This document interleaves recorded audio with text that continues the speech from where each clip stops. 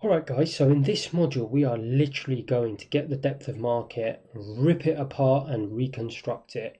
We're going to start everything from scratch. Why are we going to do that? Well, guys, if many of you are like how I was when I first started out in a professional trading environment, and I was shown things like bids, offers, market orders, limit orders, resting orders, four columns, which is many more columns than I was ever used to seeing on a chart, demand and supply, and so on and so forth. Guys, I was completely lost, first couple of weeks. So I'm going to go on the assumption that, like, everyone may have got everything I've said so far, but I'm going to assume that there's a lot of you that haven't understood a lot of it or any of it. And I don't want you to worry, because that's the purpose of this module, and it's one of the most, or this particular section of the module, it's one of the most important sections in the entire course. It will show you, and you're not going to believe this right now, but how volume profile is constructed, how the footprint is constructed, and it's the very basis for how I trade the entire market, be it foreign exchange, be it the futures market, equities, oil, etc., etc. So what you got to understand, guys, is that there is a depth of market for um, every single product and service in the entire world. And right now, you probably think I'm crazy, but by the end of this, I can assure you, you're going to be sitting there laughing to yourself, thinking, oh my God, I've really been duped. The retail industry has really duped me into thinking that it's the squiggly little things on my line that's driving it. You're going to realize um, that the factors that drive the price on your screen are no different to the factors that are driving everything around you. It's just not obvious because the things around you don't have a visible depth of market. Whereas in the obviously futures market, and even in every single asset class, a depth of market, albeit not visibly, does exist. There's availability, there's demand. And I'm going to show you and actually build a depth of market for the banana market here, that they're identical. So to do that, I just need to quickly show you what a wholesale fruit and vegetable market looks like. The reason I've chosen this market, guys, I could have chosen any market in the world. In the initial module when we're doing our business plans, it made sense to use the examples of vocations. The thing about those type of products and services is they tend to, at least traditionally, be one way. So let me give you an example. Let's say you're a personal trainer or a hairdresser. Would you agree? Typically, you're going to walk into a shop, there'll be a supply in terms of availability of hairdressers, that's the supply. You're going to buy that, right? And you're going to have a haircut. What you're not going to do, which you typically do in a wholesale market, is you're not going to purchase that haircut, store it as inventory, and sell it to someone else. That's a two-way market, guys. But I don't want you to think that it doesn't exist or isn't possible. It is possible. It's possible to have a depth of market for haircuts if you really wanted it. It's just not practical in the real world, and that's why those types of markets, restaurants are another one. Meals, you typically go in, you buy French fries, and you eat them. You don't sell them to someone else, but if you wanted to, you could, and you could create a depth of market. It's just that it's an illiquid market, something we talked about in module one. Liquid markets are things like wholesale markets where, so for example here, and I'm quite familiar with the fruit and veg market because my family has quite a big business in the fruit and veg. Maybe that's why I'm a trader, but it's fruit and veg, guys. It could be wine, it could be fish. These wholesale markets exist for clothes, for everything. And what you typically see, so you'll see individual traders here, and then you'll see large, you can almost think of these like institutions, and they've got inventory, right? So can you see here, there's a whole pallet. It's called a pallet. It looks like oranges to me. Let's say there's 100. So that's almost 100 units. Now that will have a price, won't it? This chap here will be selling it at $11 each, and buyers will come in, they'll buy that. What he may decide is that, oh, I'm going to sell my first 50 at 11, right? And if demand exceeds supply, the last 50, I'm going to raise my price to 12. So can you see, guys, demand and supply interaction are causing price changes. What this chap could then do, and that's why it's a two-way market, he will buy this and he will walk down there and he'll realize, he may think to himself, right, inventory of oranges is very short in this market. If I buy it for 11, I might be able to sell it for 12 up here. Right, guys? So I'm going to show you, right now it's not very clear, how this can be put into a depth of market. If you really wanted, with 4 columns, and if we just remind ourselves of what a depth of market looks like. So that is actually the treasury market, which is what we're going to use, but it's identical to, if you look here, euro dollar. Right, so that's the euro dollar market, that's availability, and then that's almost like the market orders, the demand, actual transactions taking place. So this will make sense in a moment when I actually start the example. I just want to explain to you a little bit visually why we're using a fruit and vegetable market. And then on top of that, guys, it can be any product you like it to be. So I've arbitrarily chosen bananas. We're all familiar with them. But guys, it could be apples. See some boxes of apples there. It could be potatoes. There's probably potatoes somewhere around here. Cucumbers. It could be anything. You can see there's so many products here. Each one of these will have a depth of market. And right now, you're going to laugh when I tell you this. But guys, the price of oranges, or I think that's potatoes there. Guys, the factors that are driving this are the same factors that are driving the price of, this could be pound dollar, this could be euro dollar, this could be US treasuries, which is what we're going to be looking at, and so on and so forth. So I've set the scene now visually, and I'll just quickly take you to the depth of market for bananas so you can see it here. Now, what I'm going to do is I'm just going to set up the depth of market for the US treasuries. I'm going to bring it across here and I'm going to show you exactly the similarities, or how identical it is, and what I need you to take away from this module, or this part of this module, is essentially the difference between market orders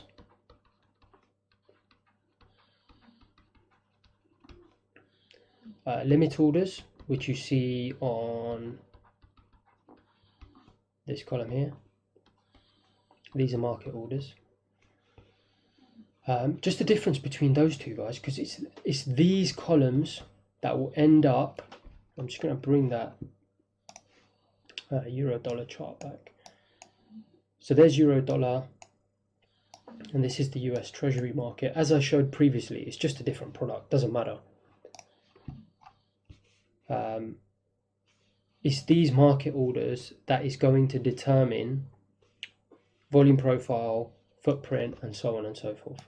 So that's why it's really important by the end of this module you understand the difference between market and limit orders, and you will understand it because I'm going to break it down and make it very simple.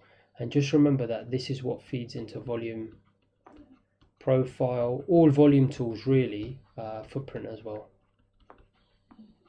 And as you know, volume profile and even VWAP, although we're not going to get into VWAP until the advanced course, but it's these two columns, guys, that's what's causing these to change value all the time. Right now may not make complete sense, but by the end of this I can assure you, and I'm actually going to build a volume profile, why this is. So really focus on these two things: market orders, limit orders, and how they're interacting and they're causing price to change. So let's get on with the example.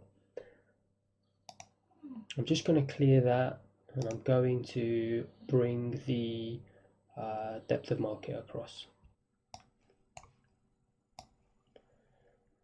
Okay guys, so here is the depth of market, which I'm just going to zoom into because it's a little bit small. Let's make it easier for you to see. Now this is actually the US Treasury market, but don't be alarmed. I'm actually doing you a favor because you're going to thank me for it later. Hopefully you can see that. If I just zoom in a little bit more.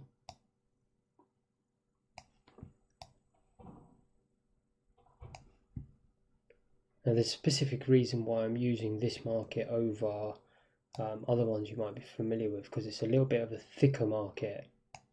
That'll make sense in a moment what I mean by that, but basically it's in very, very liquid market. It moves very slowly, and therefore it's much easier for me to do the teaching off of, because things like euro dollar, pound dollar, crude oil, guys, the markets are so thin, they'll be jumping around very, very quickly, and it'd be very difficult for me to obviously teach you properly. So therefore, that's why I say I'm more than happy to teach you on them, but you're not going to really learn anything. So like I said, you'll thank me for it later. I'll show you the euro dollar market just to put you at ease. That is exactly the same thing, makes no difference.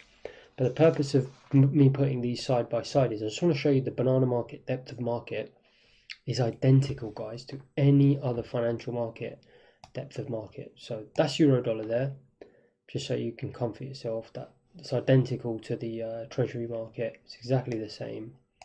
We kind of saw it here, didn't we? If I just scroll back, you can see all the depth of markets, guys. They're identical, same columns.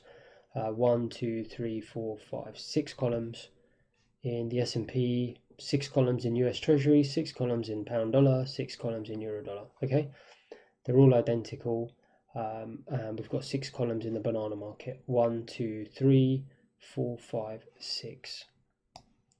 So as we can see, they're all identical. Now, first thing to notice is, Truth picked up on it. Can you see how it's populated in this column? But this is all blank, guys. Why is that? Again, identical to financial markets. On a weekend, this will all be empty. Okay, guys? And for an hour a day, the market shuts, the futures market. It's a halting period that the exchange shuts down for an hour. They reset things, etc., etc., and inventory goes away. And it's blank, exactly like this is blank. Same thing, volume profile resets. Bids and offers all disappear, market orders clear out.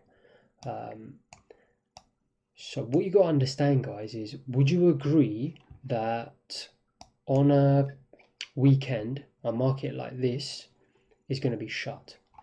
There's not going to be anyone there, guys. There's not going to be any inventory. It's going to be blank, right? Then, and in fact, the fruit and veg market does operate, it opens quite early, say about 11 in the morning on a Sunday, 11 p.m. on a Sunday. So same thing as, this is UK time, same thing as the financial markets that open around Asia time, right? So Sunday night, UK time, they're opening up. So essentially, this will be blank and then it will start populating. Now, I'm going to go through things very, very slowly, so I apologize for the pace. But again, like I said, I wish someone had explained this to me very, very slowly, instead of just sticking me on a depth of market. It would have been helpful. So I want to try and explain this comprehensively as possible. So we're going to take things slowly. So just be patient if you get it. If you don't, then obviously keep rewinding and going back to things. But I'm going to explain it very, very slowly and show you how there is absolutely no difference between the banana wholesale market and the financial market. So again, let's put them side by side, and what I'm going to do first is I'm going to populate the banana market. Guys, the banana market's just open. Boom, people have just turned up, right? So can you see now it's populated exactly like the financial markets are. US Treasuries, euro dollar. You can see it's populated, right? And you can see here, what I mean by thick and thin is inventory. Guys, look at this.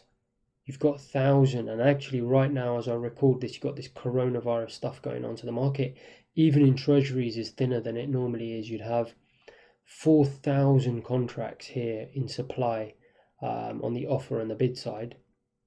And in euro dollar, maybe slightly more than what you're seeing here, maybe up to 80 or 100. Right now you're seeing a very thin market, but look at it relatively. Look, guys, on some of these bids, you've got 1,200 contracts. On the euro dollar, you've got 28. It's a very thin market. Again, that may not make sense to you, but we're going to explain that in a moment. But now let's compare the columns, guys.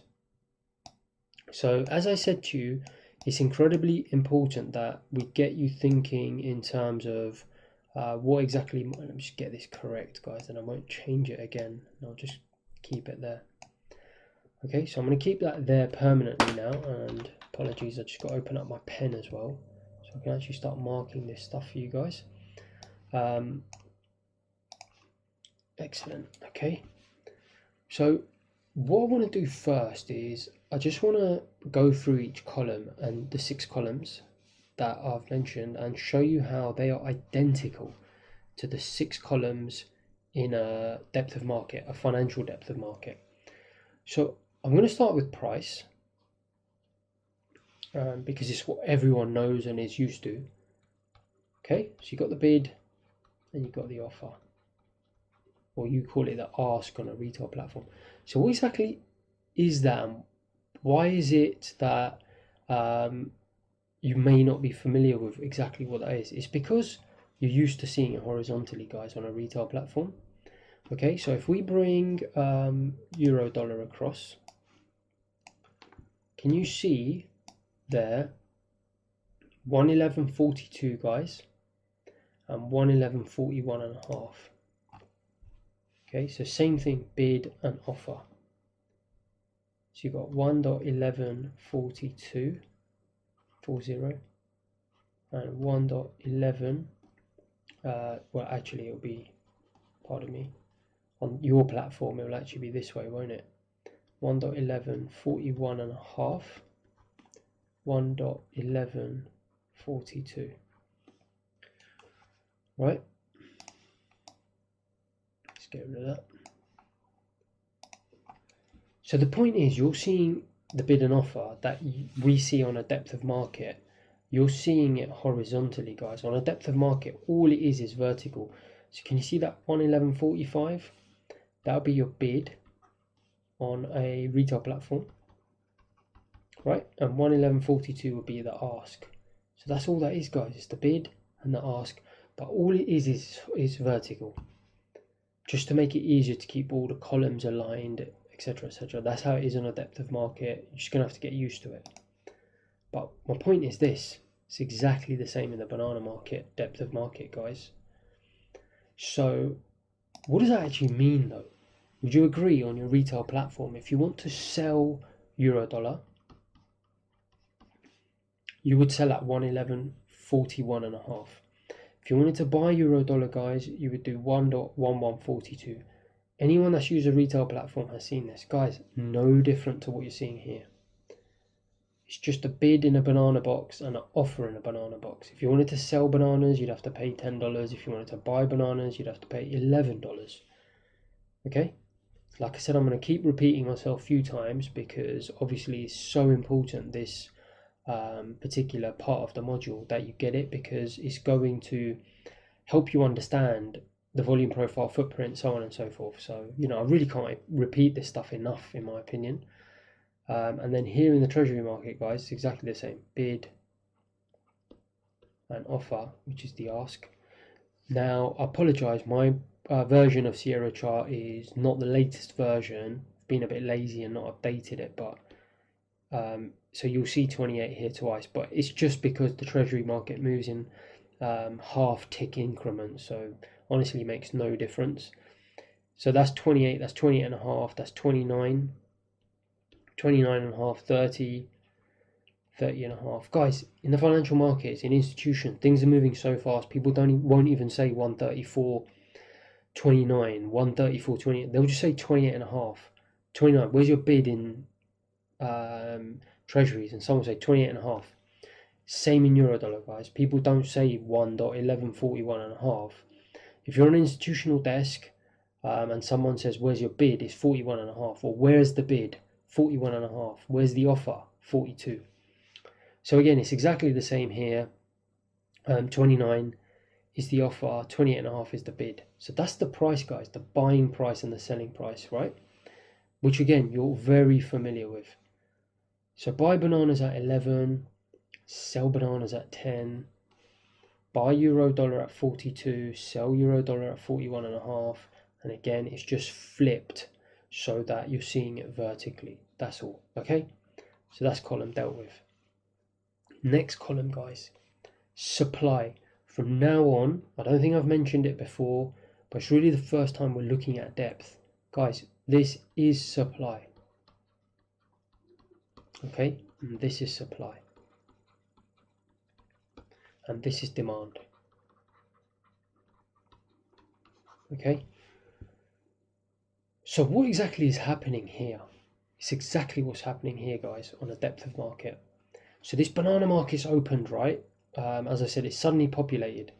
Guys, 4 people have turned up at the open and decided to offer, that's why it's called the offer, for sale, offer, for sale, $11.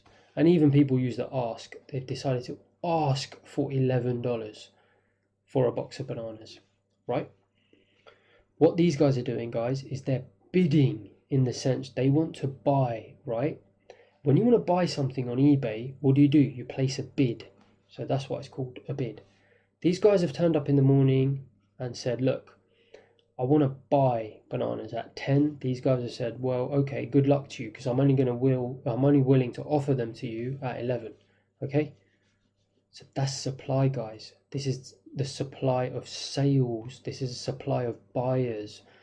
People get confused by me saying supply or thinking this is supply, but you're just going to have to get used to it. The fact that most liquid marketplaces are two-way. Liquid wholesale markets in the world are two-way markets. The reason why people get confused a lot by bids and offers being supply is, if you think about it, people are so used to buying things, demand and supply being one way. So, gym memberships, what do, guys? You buy it. What does the gym do? Sell it. So the gym's the supplier, you're the buyer. But the reality is, other examples, just very quickly, hairdressers. You go to a hairdresser, you buy a haircut. You don't buy it, then sell it. But the reality is you could. But it's a very illiquid marketplace. It'll be difficult for you. Guys, if you went to a hairdresser's, bought a haircut, and then stood outside the hairdressers and said, I'm selling a haircut for this place. Guys, people ain't going to buy it from you. They're just going to go straight to the hairdressers. It's a very illiquid marketplace.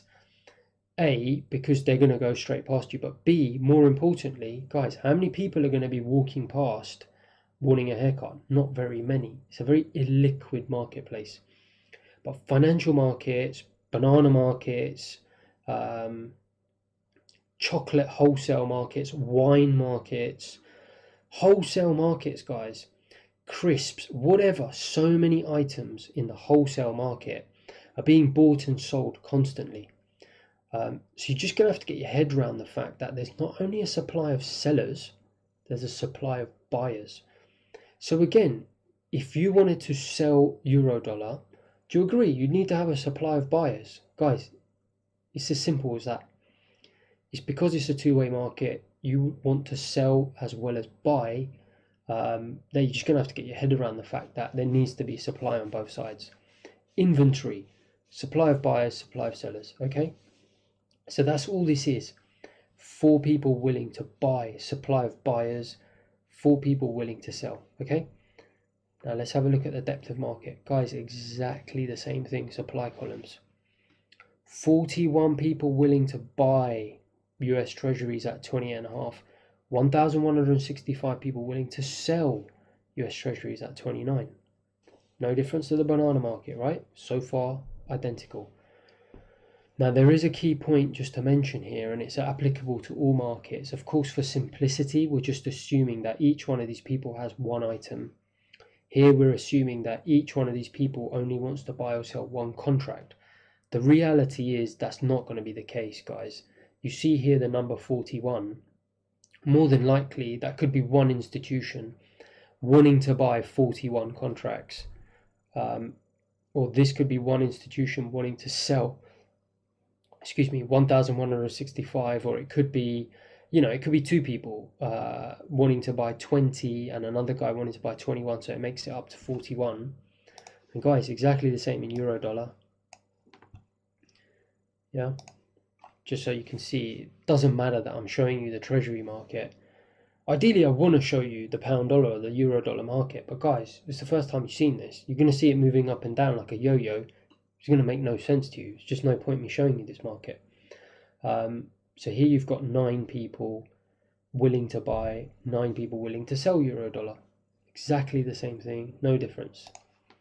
Doesn't matter what it is, stocks, bonds, oils, commodities, foreign exchange, it's all the same. You're gonna have a depth of market with a supply, inventory, which then demand will need to interact with for the price to move.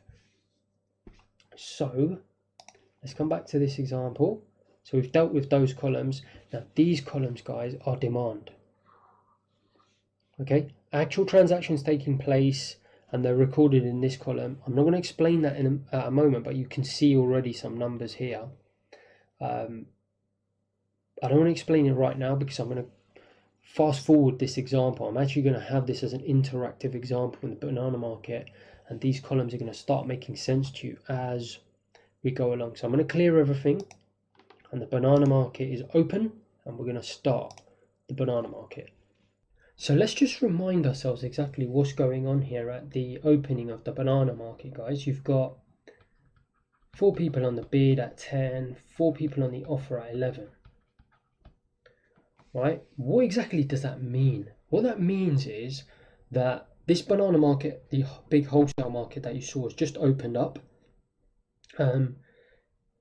You've walked in, and essentially there's 4 people who are advertising themselves as buyers, and there's 4 people who are advertising themselves as sellers, right? So the problem is, though, the prices are different. So the buyers are saying, look, we're willing to buy bananas today at 10. The sellers are saying, well, good luck to you. We're willing to sell them to you, but only at 11. Now let's imagine that's you here. Okay, would you agree that unless you increase your price that you're willing to buy at to 11, you're not going to get a transaction? And unless this seller decreases his price that he's willing to accept, guys, there's not going to be any transactions taking place today. Either the buyer, you or whoever, could be anyone, or the seller has to lower his price, or the buyer has to increase his price. Guys, this is what's happening all day long in the financial market. You'll have supply meet supply. Guys, it doesn't matter. If you walk into Walmart, Costco, Tesco, any wholesale supermarket or something similar, guys, it doesn't matter if there's 10,000 bars of chocolate on the shelf, 1,000 bars, if that's supply, right? If no one comes in and actually buys the chocolate, guys, that chocolate ain't going nowhere. It's going to be stuck there. Same thing.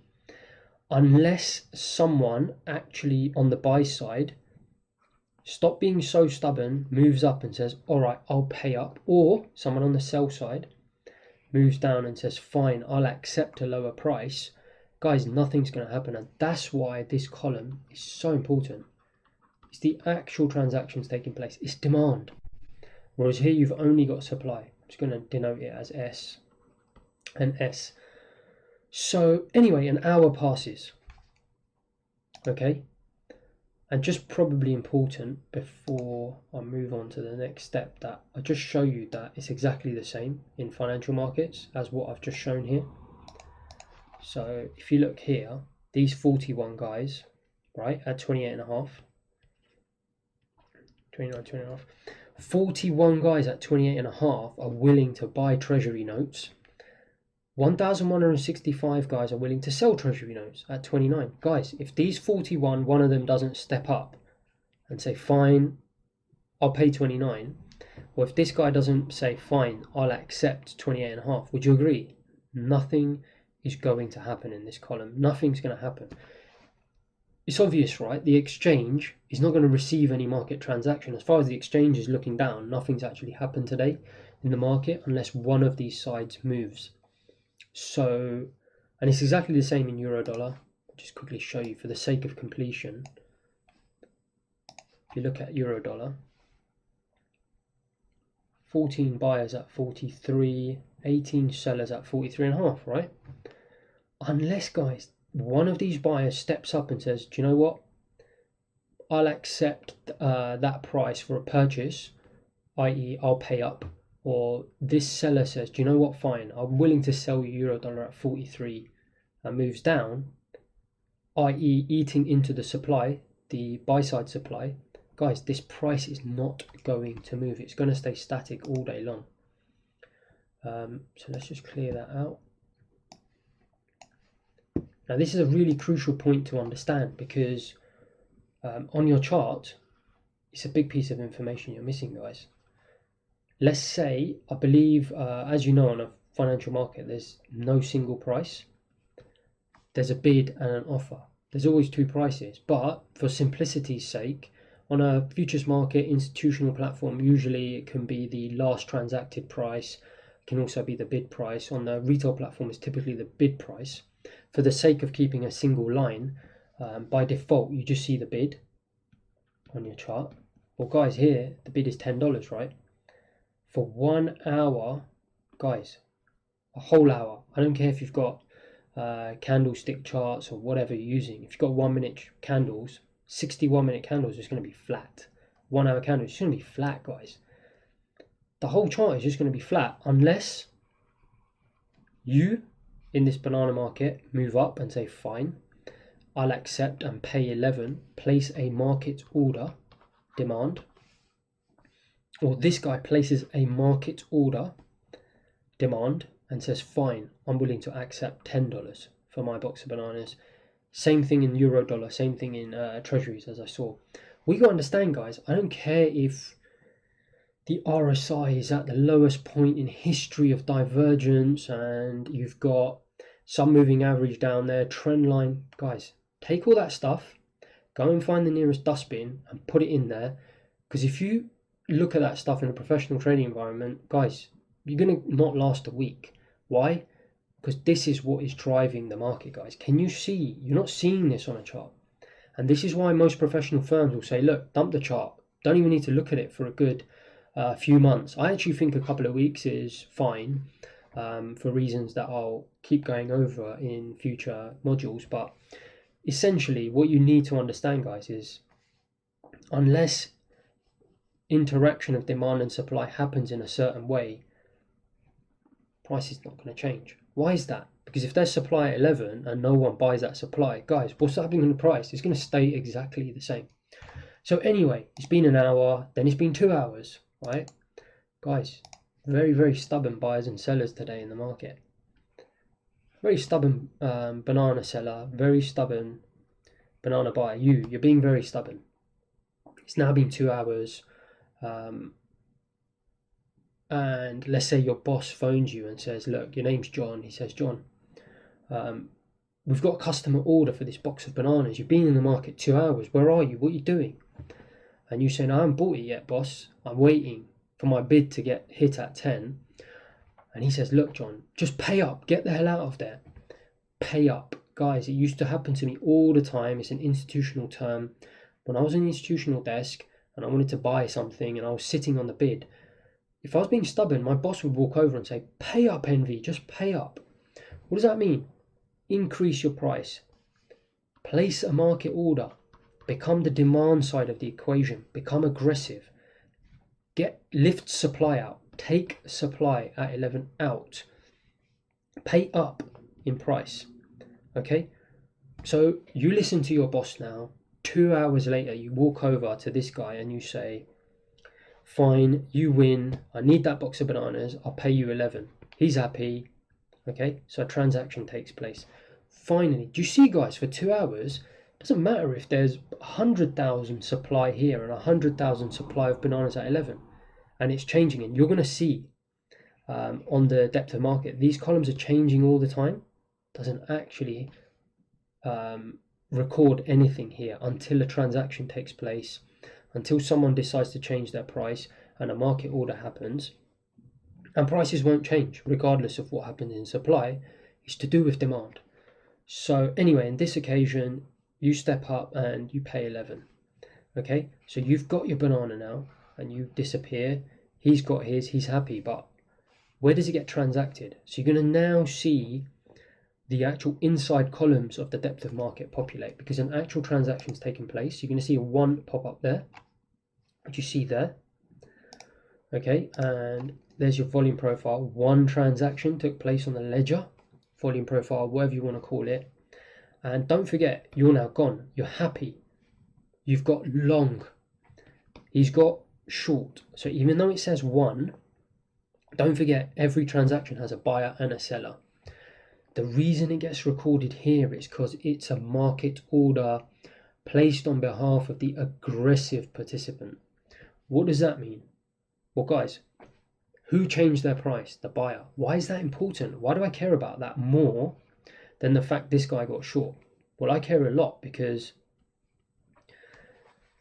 you just walked into the market, guys, in this banana market. I'm watching you.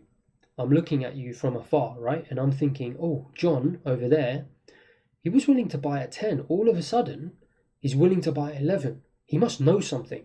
Maybe this market's about to go up. Do you see? I'm more curious about the fact that you were willing to raise your price than this guy who was just willing to sit there passively and accept it.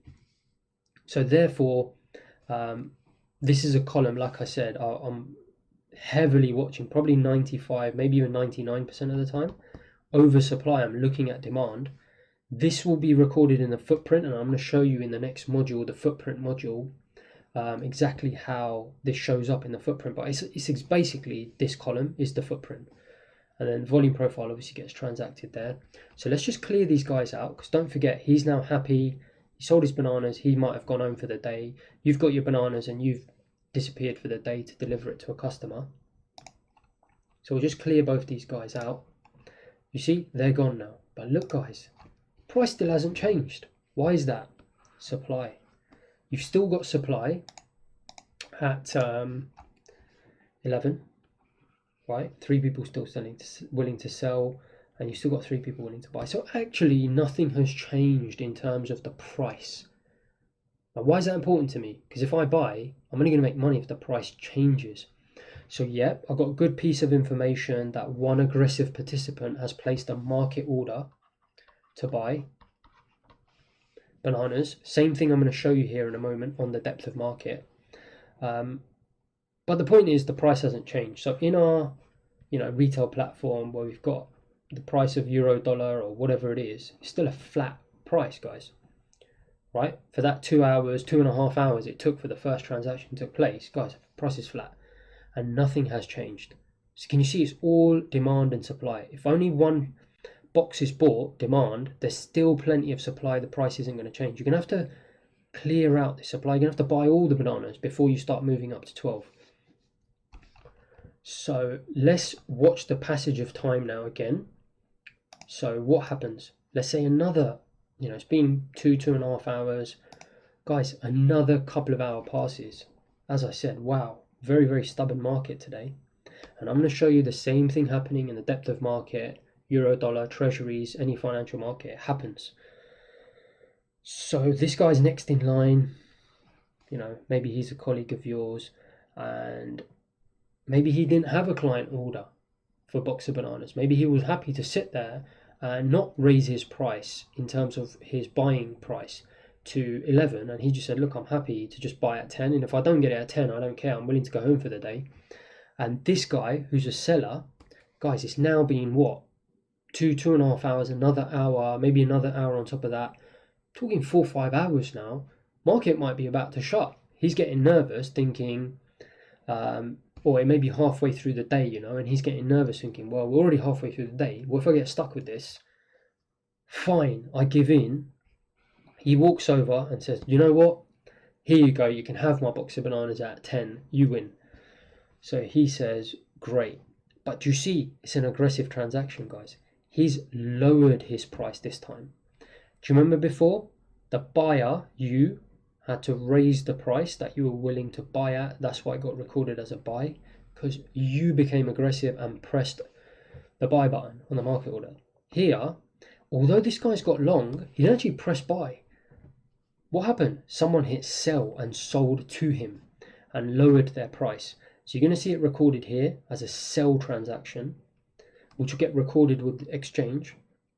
It doesn't mean that only someone sold. It means that someone made the decision to sell to a buyer rather than the buyer making the decision to buy from the seller. So hopefully this isn't too confusing for you, but I promise you, once you've you know, opened up your depth of market and watched this happen a few times, it will become like second nature. But my point is here that the same thing is happening in a banana market, apple market, pear market, chocolate market, wine market, whatever you want to call it. It is actually demand that needs to eat into supply for the price to change. Because even though now what you see is the sale took place, this guy gets cleared out, right? He's happy. He wanted to buy.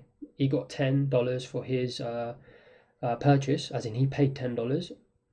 And this guy got $10, but he wanted 11. But look, he got rid of his inventory. So he's gone maybe happy, maybe not as happy as his colleague was, because obviously his colleague got 11.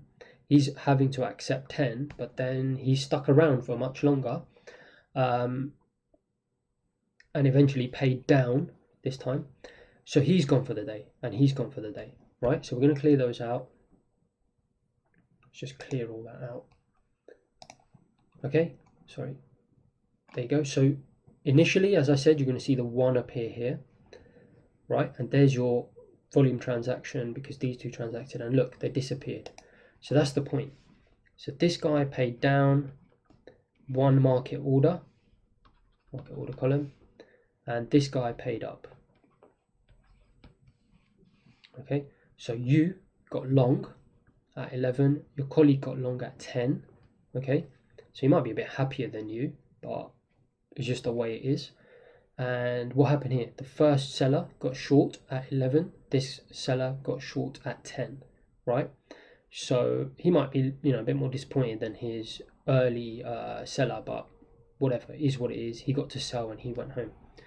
So can you see, guys, the dynamic has suddenly changed. Before, we had an aggressive buyer. Now we've got an aggressive seller. So it's kind of 1-all. And that's why the market order column is crucial, because it's telling me and showing me the aggression from both sides is kind of equal at the moment. And just notice finally, before I start and hit play on the depth of market, that, guys, there's still supply on both sides. So the price is going to stay the same, albeit less supply. There's still supply on both sides. So we haven't actually moved for 4.5 hours on this chart that we were showing before at $10. We've been static. Okay, so what we're going to do now is just clear that out. I'm just going to hit play on the depth of market and show you the same 2 transactions on a depth of market.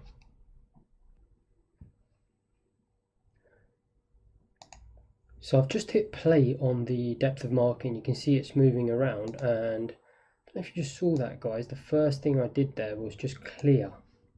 Now you'll be able to do this, you can do this any time of day if you like, where you just clearing out the recent bid and ask volume. So it's just cleaning it out so I can almost make it equal to the example that we're seeing, a fresh market. So I'm just going to clear the middle market orders out for you. So that's what you're seeing there. Just get rid of that. And let's just play the action again. What you've also may have noticed is, like I said, on my platform, it doesn't show the half increments, but guys, believe me, it makes no difference. I've just drawn it in there so it's easier for you to see it, that, it's 28, 20 and a half, and so on and so forth. So the market at the moment is what? Bid 28, offer 28 and a half. The market in bananas is bid 10, offer 11. So let's just clear out the bids and offers which we have. So what have we got at the moment? The market's just opened. Do you agree, guys? 824 buyers have stepped in. 750 sellers have stepped in. Okay, do you remember in the morning, what did we have? We had, I'm just going to use a line here, 4 buyers, 4 sellers. 4 on the bid at 10, right? And sorry about this, just get my pen ready. 4 on the offer at 11. Guys, what difference is it? It's a banana market, it's a treasury market, euro-dollar market, no difference. This time we got 750 offers. Now remember, it could be several people, one person, but we're going to assume it's 750 sellers, just so I can get my point across, who are offering to sell. but it's 28.5. Guys, it could be anything. Euro dollar, you heard me saying whatever the price was earlier, around the 40 mark, 40.5. Here it's 28.5. Who cares what it is?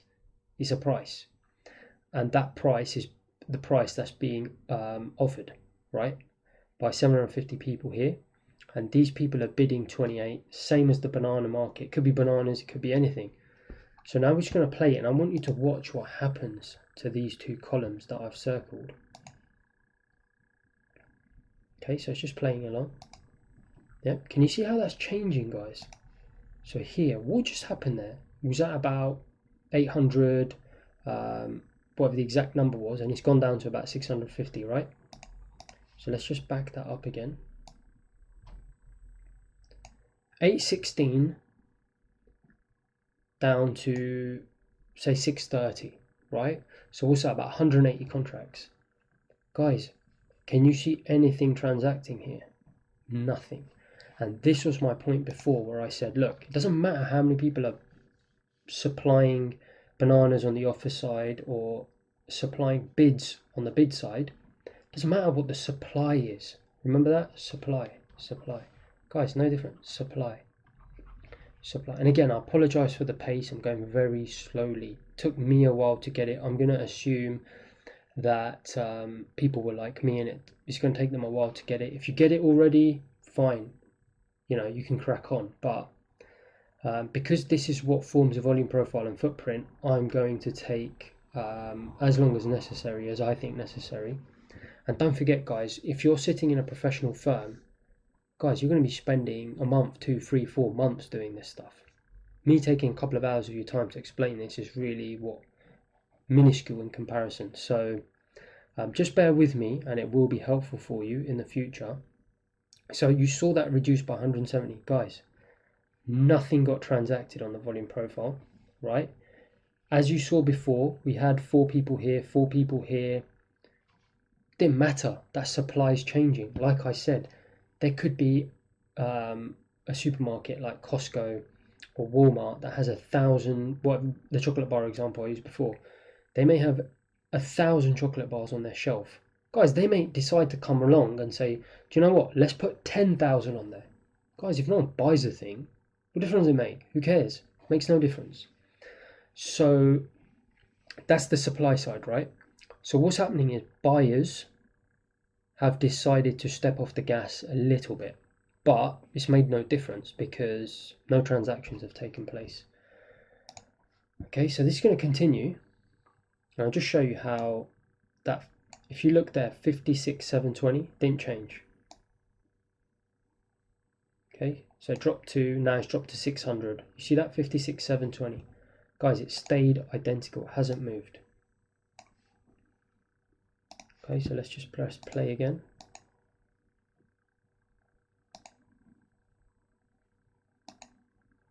Okay, do you see what happened there, guys? So let's back it up. Do you see how that suddenly increased to 1,258 from 700? Okay, so it was at 600, so went down to 600.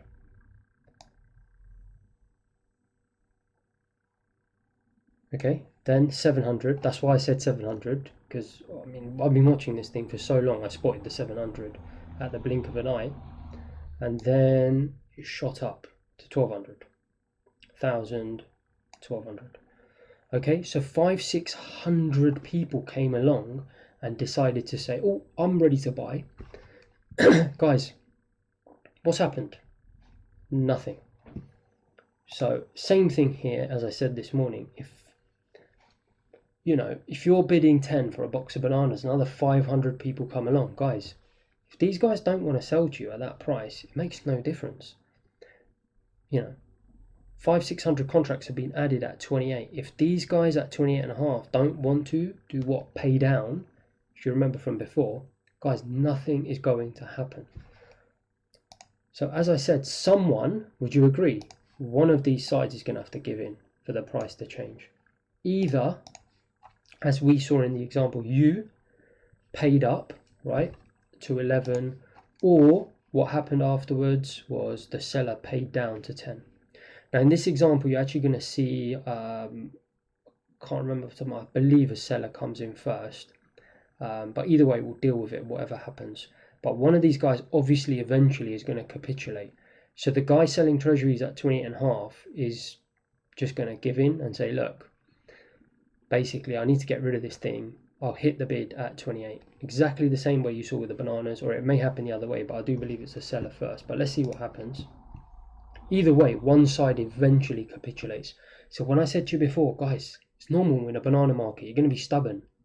You're going to try and get the price you want. You can see it yourself. Don't take my word for it. I've just shown it to you in the financial markets. Look, guys, these guys, they're playing around. They're posturing with each other. The buyers, they're trying to say, look, we've got a desire to buy. The sellers are saying, we don't care. They're also playing around with their offer side. But at the end of the day, who cares? Because no one's actually placed a market order. So let's continue with the action.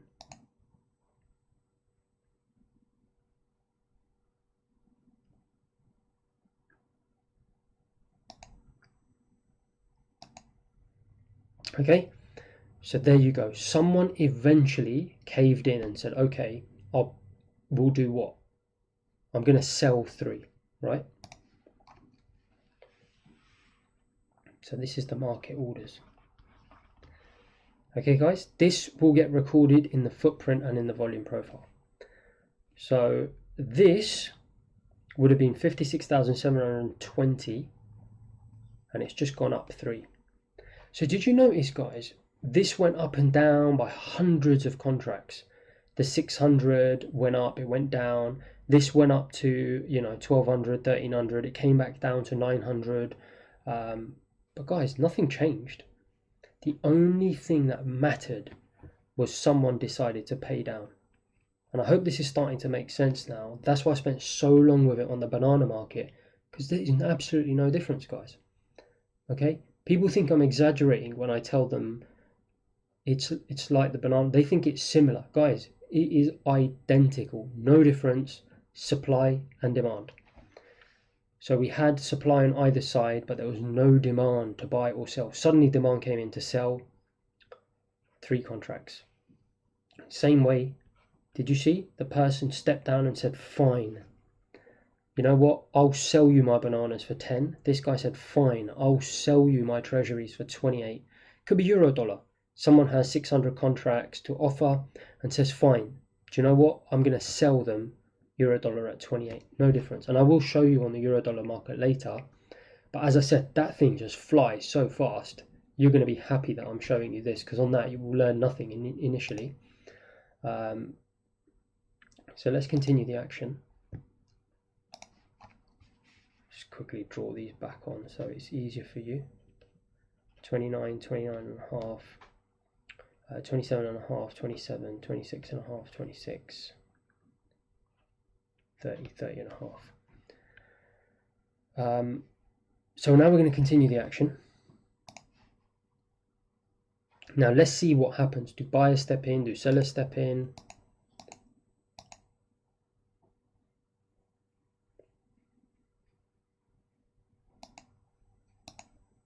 Again, you can see, guys, the bids and offers are changing, right? So let's just crank this back. Bids and offers are changing. I'll show you the market sell order that came in. Bang, 3 came in. But look, yeah, you see the 844 there? Keep an eye on the bids and offers, guys. And even these are changing. This has gone up to 1500 and so on and so forth. But at the moment, I'm only concerned with the best bid and the best offer, because I'm trying to keep it basic for you. So just notice how that's changing. 857, 813, 850, 844, 927, 955. Do you see? Doesn't matter, guys. The supply is changing, but nothing is changing in the volume profile and no market orders are being made. So the footprint isn't being updated, volume profile isn't changing. Now let's continue the action. As I said, we're waiting to see which side gives in eventually. And there you saw it. So what happened, guys? It's like you. Do you remember the example where I said your name's John, and you were sitting there on the bid, and eventually what happened? You got fed up of waiting. Your boss called you and said, look, you need to buy that box of bananas, pay up. What happened, guys? One of these buyers, or 45 more accurately, was sitting on the bid, right? They were sitting there at 28. Maybe they got a call from a boss, probably not, because it's a financial market and it moves so fast. It could have been an algorithm, anything, any reason. Typically what's happening, guys, is beyond the scope of this module, but I will tell you now that the algorithms are watching these bids and offers. They'll be watching volume profile. They'll obviously be watching not necessarily the footprint, but the information on the footprint, i.e. the market orders. And that's what they'll use as a basis to make a decision, whether to throw in the towel or not. But what did they do? They threw in the towel. Eventually they got fed up of waiting for someone to do what? Transact with them at 28, i.e. sell to them. So what did they do? They basically went and bought. Rather than wait, why would they wait for someone to sell to? Because if someone sells to you, you get long. So they wanted to get long at 28. Eventually they threw in the towel, said, fine, I'll pay up 20.5. Guys, I'm sorry to keep repeating this point, but it's so important, and I hope you see it in a positive light. I keep saying it. I'm not trying to patronize anyone, but like I said, I didn't get it at first. It took me ages to wrap my head around it. So hopefully this is actually proves useful to you, the fact that I keep saying it. Could be a box of bananas. $10 sitting on the bid. Let's say this said 10. 45 people were sitting there, just like you, John, were sitting there. Got a call and said, look, pay up. What did they do? They said, fine, we'll pay up to 11, we'll pay up to 20.5. That was 10, then it's pay up to 11. 10 to 11, 45 people. Okay, they bought from who? Do you remember we took the supply out here? There was the seller. So these 45 placed market orders with the supply side, pending orders, resting orders. So they got taken out. The thing is, and this is where the example ends now with the depth of market, because you see we've had the same two-sided transaction happen. Selling and buying, aggressive selling and aggressive buying. It wasn't as aggressive, but for the purposes of this example, we've at least shown that there's been selling and buying on both sides. So on my footprint, guys, it will show, you've seen it, the candlestick with the footprint, it will show 3 and 45. These numbers. On the volume profile, this will go up plus 3, and this will go up by 45 plus 45.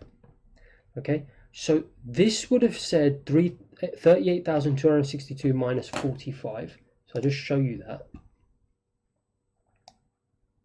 Okay, so 38,217. If you add 45 to it, feel free to do it on a calculator. You're going to see it goes up to 62. So just fast forwarding this slowly. There you go. You see that? 62. 17, 45 pops in, 62. So can you see, guys, the supply side is not moving the volume profile. It's the market orders. It's demand. 45 were demanded. Yes, people got short and people got long, but all we care about is the people that actually did what? Sat there and were happy to move their price up. Because what does that tell me? That tells me that this market is getting aggressive. And this is the beauty of the footprint and volume profile, is I can see in terms of transactions happening, they're building at higher prices, and the footprint is telling me 45 people got aggressive versus 3 people getting aggressive on the sell side. So 45 people got aggressive on the buy side versus 3 on the sell side. Here it was 1-all. You know, whatever it is, obviously we'll be able to see that on the footprint in terms of the market orders. So what I'm going to do is I'm going to stop this. We're going to go back to the footprint, to the banana market, and we're going to continue the banana market, and then we'll come back to the depth of market. But one final point to note, again, just for completion's sake, because I mentioned it a few times here, was, did you notice, guys, these two transactions have taken place? Yeah, we've seen actual market transactions taking place. Guys, what's happened to the price? Nothing. It's identical. Okay, do you remember when one was bought, one was sold? Guys, the price didn't change. Why was that? Because I said to you guys, there's still supply of bananas on the sell side. There's still a supply of bananas on the buy side. What's happened here? 45 contracts have been bought aggressively by the buy side. The blue army have pushed up, as I said in the first part of this module. But have they been able to infiltrate the defenses of the red army, i.e. the sellers? No, because there's still supply, guys. They haven't cleared out the supply. So only when they clear this supply out, eat into the sell orders, market orders, will the price tick up. We're going to show you that, and that's the point. I'm going to come back, show you that happening in the banana market, and show you how things get interesting, and then we're going to show you that in the depth of market example. So I'll just clear this, and we'll come back to the banana market now. Okay guys, so we're back to the banana market now, and let's just remind ourselves of what's going on. We've still got supply at the bid, and we've got supply in the offer, so there's still supply at both prices, right? Supply, market orders, which is demand. I'm sorry to repeat myself, but I'm just going to keep saying it again and again and again until everyone gets it. Just trying to treat everyone equally and just assume that, you know, there's going to be people that don't get it like I didn't, so I'm just going to keep saying it again and again and again. But we've got 2 and 2, so pretty even market. Now let's assume that more time goes on, okay, and these guys start, there's 2 possibilities, okay. These guys look at their watch and think, oh, the day's cracking on now, I've got customer orders, I've waited long enough, and you know, there's a danger that the market shuts and I don't get filled, so they decide to buy. Both these guys need to get filled, so they decide to buy and they clear this out. There's another alternative, right, but we don't know because we can't get inside the head of people. We can obviously make an educated guess, and believe me, algorithms, hedge funds, institutions are doing this all day long, looking at supply and demand, guys, not indicators. They're looking at this, the depth of market, or volume tools they'll be looking at to try and get clued in as to any tiny shifts in supply and demand. These guys might have some information that leads them to believe that if they purchased these bananas at 11, then they may be able to sell them on for a profit, right? We don't know. The fact is that after some time, these guys decide, right, we need to make our move now. So they pay up to 11. The big difference this time, guys, is when the previous purchases were made, there was still supply. Look what they've done. They've just wiped it all out. And they've actually been willing to pay up. So here's the crucial thing. Again, can you see? This is absolutely crucial information to me, because I'm looking at this thinking, hang on, there's 2 guys out there, they were bidding at 10, but they've been willing to pay 11. That's demand. That tells me there's demand in the market for bananas. I can see that aggression is coming in. So clearly that's information to me. So what happens, as we said before anyway, is, as we saw before, even though there's movements in supply, it doesn't get recorded until a market order occurs. Someone pays up or pays down. So in this instance, the bidders paid up. So what's going to happen to this one? It's going to change into a 3. It's a cumulative number. 1 plus the 2 buys is 3. We're also going to see 2 clearly get transacted here. Okay, and then obviously this is going to get cleared out, guys. Now again, the key is this time they've cleared this out, so the price is going to move, guys. And I haven't said it at all. It's the first time I'm coming to it because I didn't want to overwhelm anyone. But guys, there you have it. This is what actually causes the price to move on your chart. It is supply being cleared out by demand, which kind of makes sense if you think about any market. Once you clear out supply of one price, you move on to the next. It's as simple as that. And like I said, it's happening in the banana market, and I'm going to show you that it's happening in every single financial market in the same way. So let's just move this along. Okay, so this one is going to shift to a 3. These are going to get cleared out and the volume profile is going to build. So there you go, you can see that jumped to 3 on the volume profile. That's now turned into a 3, and these guys are going to get cleared out, which, so I'll just back it up and show you that again. Okay, 1 turned to a 3, volume profile, market orders, These two guys transacted, demanded from the suppliers 2 extra boxes of bananas, so it got recorded as market orders, and now also these guys are going to get cleared out. Okay, there you go.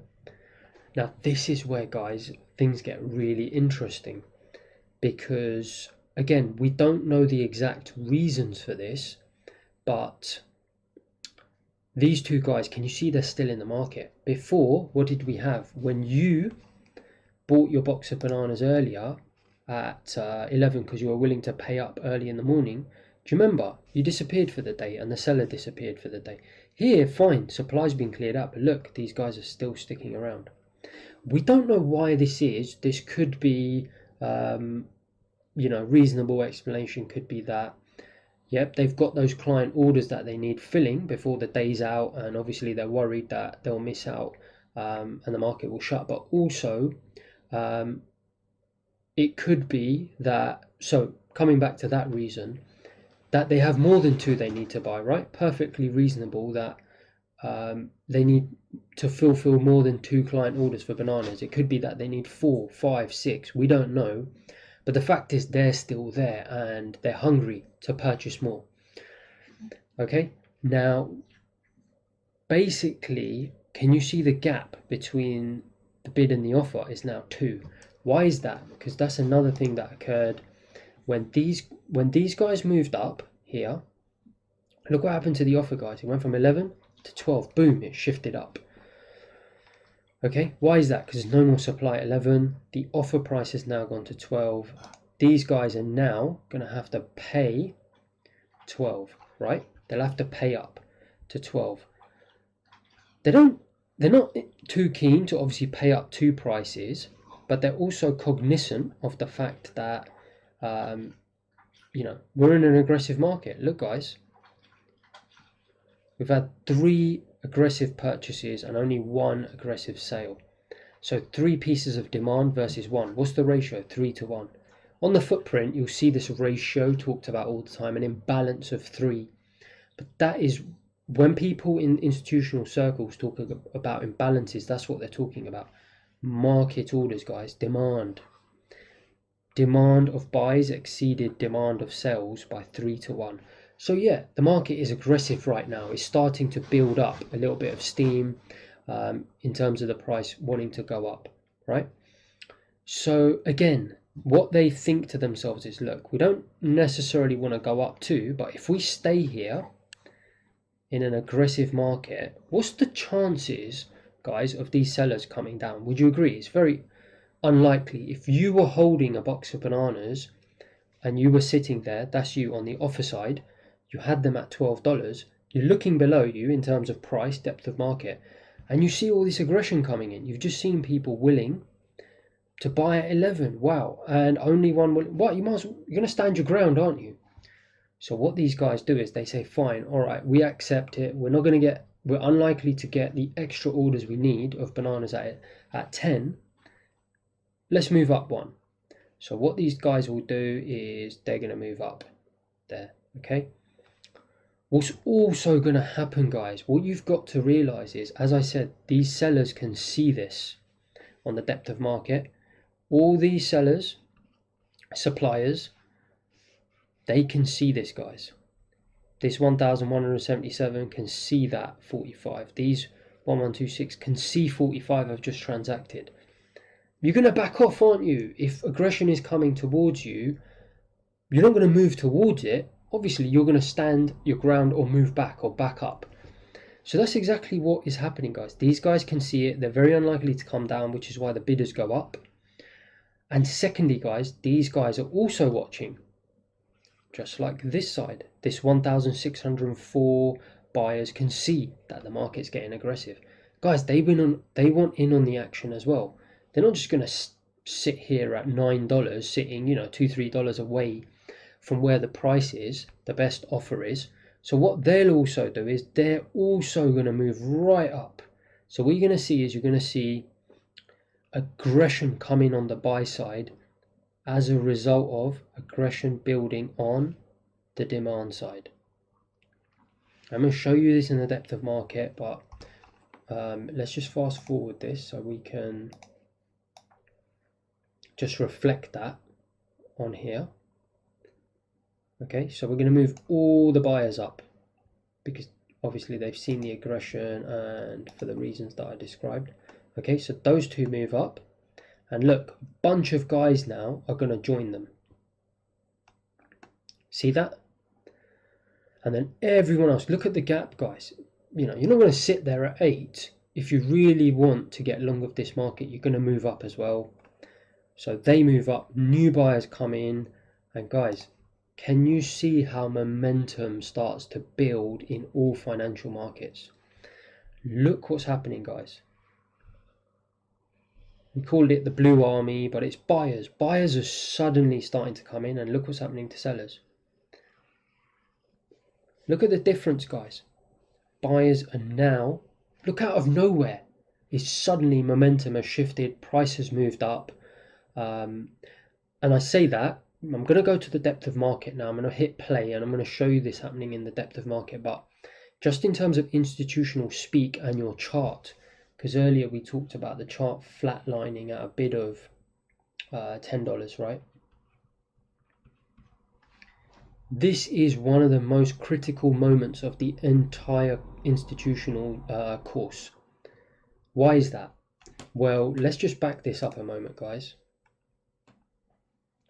And I'll just clean that out.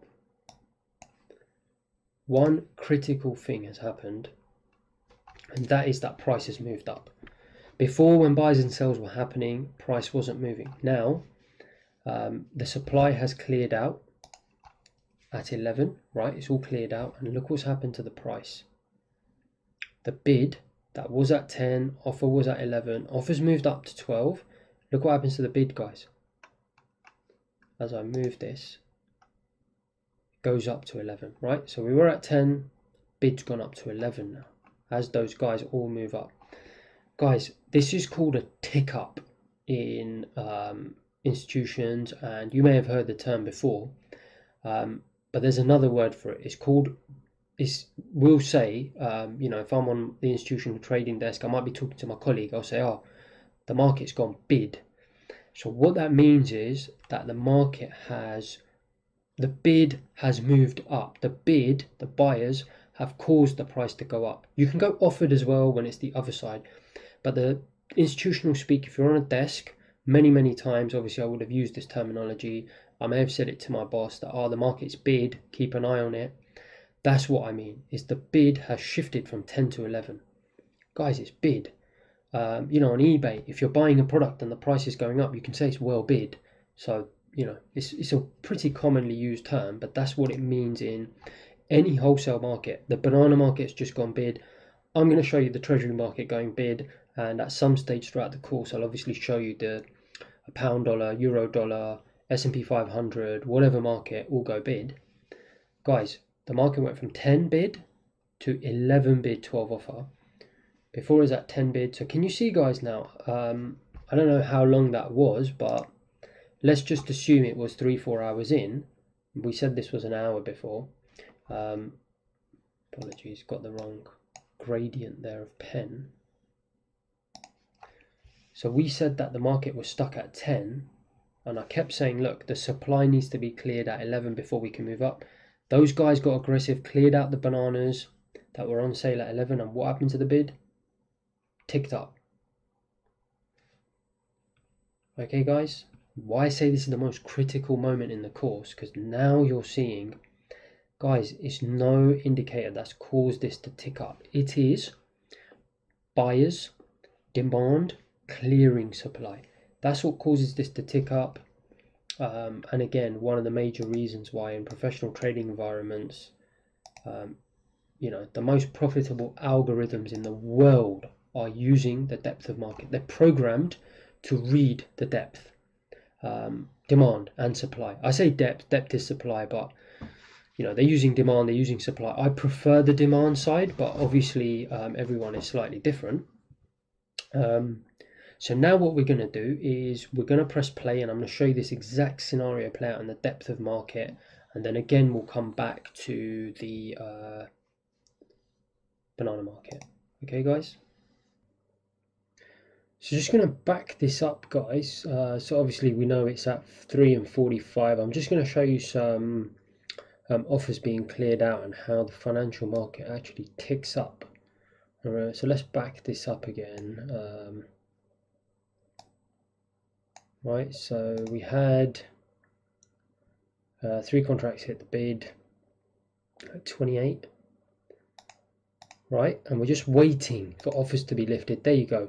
So 45 got hit on the offer side, or lifted, as we like to say in institutional speak. Now, would you agree, guys? There's 215 contracts left that need to be lifted in the same way those 2 guys were still here that needed to be cleared out. Can you see these 215? They still need to be cleared out. Now, we're going to see literally as I've hit play. Obviously, people can see the aggression coming in the buyers. Some of these buyers, like those 2 buyers in the banana market that, just decided they'd had enough of waiting. You're going to see these buyers, 1098, some of these have enough, and they just literally wipe out the supply as soon as I hit play. There you go. Okay, so what's happened is the market has now ticked up. So let's back that up. Okay, do you see that? So it went from 28.20 and a half to and we ticked up, guys. We went bid up. We went from 28 bid 28 and a half offer to 28 and a half bid 29 offer. Let's have a look at that again. Okay, so 45 get lifted. Look, we're at 28.20 and a half. The bids 1090. They're all going to move up, guys, as we saw in the other example in the banana market. See that? 422 move up. Okay, keep rewinding it if you have to, but immediately the bids move up 1 level. The same way, guys, that you saw the bidders moving up here, then slowly the bids started filling in. What you're seeing here is the bids have moved up. Okay, and then we're going to come back to it anyway, but the point is the bids have moved up, and you can see they're starting to fill out actually quite nicely. Look at this, 1,600, 1,200. Okay, guys, some of these offers have backed off a little bit. They can sense the aggression coming in, and this pattern is going to continue. But first, let's go back to banana market, then we're going to come back here. Just wanted to show you that it's exactly the same here. And in fact, what I'll do is, so you've seen the market tick up, guys, and you saw, let's just remind ourselves how long it took for the market to tick up in treasuries, right? Sitting, waiting, nothing's happening, supply's changing, no one's lifting, no demand is coming. There's a lot of supply changing, but no market transactions. And we're going to see 3 come in, hit the bid. Now we're going to see some offers lifted, 45, and then they're all going to get taken out, aren't they? So let's just give it a second. Boom, there you go, boom. So there, did you see how long it took, guys, for that to happen? Now, got a little treat for you guys. This is where you're going to thank me. Just get rid of all this writing. Why I'm not using the, and I got a laugh, why I'm not using the euro dollar or pound dollar market, because let me show you. Okay, this is euro dollar, guys, exactly the same thing. You're starting to get used to it now. Okay, now look what happens. Look how fast, guys. Do you see that? Guys, we just moved, what, 1, 2, 3, 4, 5, 6 prices in the blink of an eye got taken out. Okay, 7, 8, 9, all these prices, look, guys, they're moving up and down like a yo-yo. Now, to me, I can read that because I've been watching this for years and years and years. But guys, I've never seen that before. How am I supposed to teach you on something like that? It's impossible, right? Look what I did here. I cleared it. Where was the clearance?